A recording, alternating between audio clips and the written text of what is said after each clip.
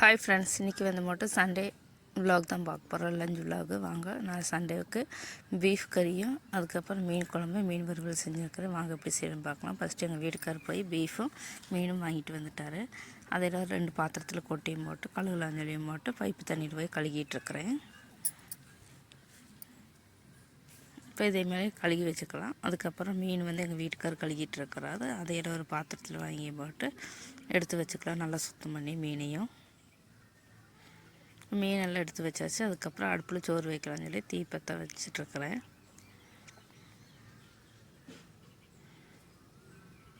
இப்போ தீயெல்லாம் நல்லா பற்ற வச்சாச்சு. இப்போ உலையை எடுத்து அடுப்பில் வச்சுக்கலாம். இப்போ உலை காஞ்சதுக்கப்புறம் அரிசி போட்டுக்கலாம். அதுக்கப்புறம் நம்ம வந்துட்டு வெளியே வந்துட்டு கேஸ் வந்து வச்சுருக்கிறேன். அங்கே வந்து குக்கரில் வைக்க போகிறேன் பீஃபு. இப்போ குக்கர் எடுத்து அடுப்பில் வச்சு போட்டு பீஃப் போட்டுக்கிட்டு மஞ்சப்பொடி, மிளகாப்பொடி, மல்லிப்பொடி, அதுக்கப்புறம் சின்ன வெங்காயம், இஞ்சி, உப்பு, கருவேப்பிலை போட்டு கை வச்சு நல்லா பிசைஞ்சு விட்டுக்கலாம். இப்போ நல்லா பிசைஞ்சாச்சு. பிசைஞ்சு போட்டு இப்போ தண்ணி ஊற்றிக்கலாம். பீஃபுக்கு தேவையான தண்ணி ஊற்றியும் போட்டு குக்கரில் வச்சுக்கலாம். குக்கர் மூடி போட்டுக்கிட்டு விசில் எடுத்து வச்சுக்கலாம். இப்போ விசில் எடுத்து வச்சாச்சு. அது ஒரு 4 விசில் வந்ததுக்கப்புறம் ஆஃப் ஆகிக்கலாம். இப்போ பீஃபுக்கு வந்து போட்டு வெங்காயம் எல்லாம் வணக்கிக்கலாம். இப்போ ஆயில் ஊற்றியும் போட்டு சின்ன வெங்காயம், பூண்டு, இஞ்சி இதெல்லாம் நல்லா வறுத்துக்கலாம்.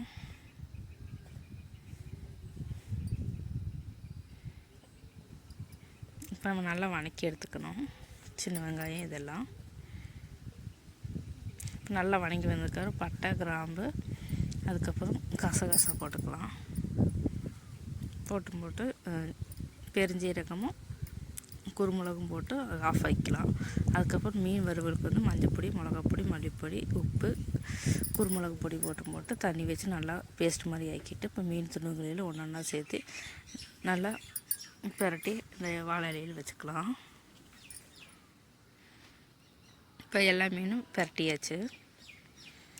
இப்போ பீஃப் கிரேவிக்கு வந்து போட்டு வடைச்சட்டி அடுப்பில் வச்சுக்கிறேன். அதில் ஆயில் ஊற்றிட்டேன். இப்போ ஆயிலெல்லாம் நல்லா காஞ்சதுக்கப்புறம் நம்ம பெரிய வெங்காயம் சேர்த்துக்கலாம். பெரிய வெங்காயம், கொஞ்சம் கருவேப்பிலை, பச்சை மிளகாய் சேர்த்து நல்லா வணக்கிக்கலாம்.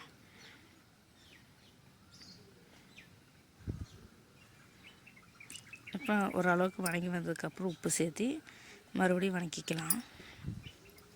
இப்போலாம் நல்லா வணங்கி வந்ததுக்கப்புறம் தக்காளி சேர்த்திக்கலாம். தக்காளி சேர்த்து நல்லா வணக்கிக்கலாம்.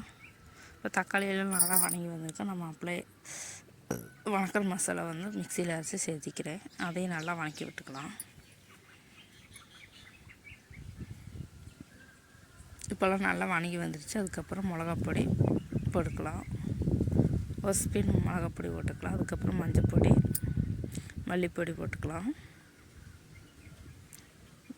அதுக்கப்புறம் பீஃப் எடுத்து போட்டு கொட்டிக்கலாம். வடைச்சட்டியில் கொட்டி நல்லா ஒரு கிளறி விட்டு போட்டு நல்லா கொதிக்கிற வரைக்கும் வெயிட் பண்ணிக்கலாம். இப்போ கொதிச்சதுக்கப்புறம் கேஸ் ஆஃப் ஆக்கி வச்சுக்கலாம். இப்போ வந்துட்டு மீன் குழம்புக்கு வந்து போட்டு கேஸ் ஆன் பண்ணிவிட்டு மண்சட்டி அடுப்பில் வச்சுருக்கிறேன். அதில் ஆயில் கொஞ்சம் ஊற்றிக்கலாம். நான் இன்றைக்கி வெளிச்செண்ணெய் தான் எடுத்துருக்கிறேன்.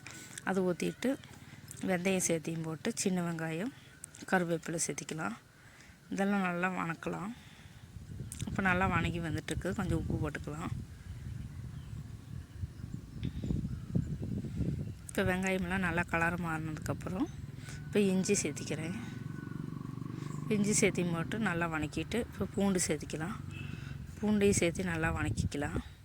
அதுக்கப்புறம் சின்ன வெங்காயம் இடித்து வச்சுருக்கிறேன். அதையும் சேர்த்து நல்லா வணக்கினதுக்கப்புறம் தக்காளி சேர்த்துக்கலாம். தக்காளி போட்டு நல்லா வணக்கிக்கலாம். இப்போ தக்காளியெல்லாம் வணக்கியாச்சு. அதுக்கப்புறம் நம்ம மஞ்சப்பொடி, மிளகாப்பொடி, மல்லிப்பொடி, தண்ணி ஊற்றி பேஸ்ட் மாதிரி ஆக்கியிருக்கு. அதை எடுத்து இதில் போட்டு பச்சை மணம் மாறு வரைக்கும் நல்லா வணக்கிக்கலாம்.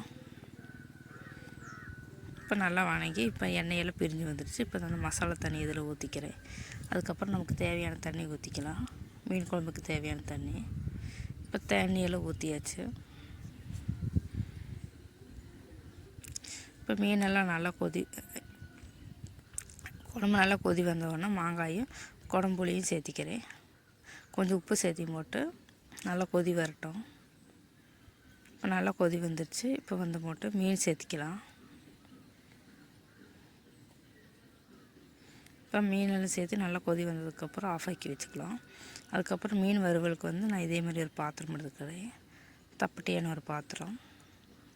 அதில் ஆயில் ஊற்றிக்கலாம். இப்போ ஆயில் ஊற்றியாச்சு. இப்போ அதில் வந்துட்டு கருவேப்பிலை சேர்த்திக்கிறேன்.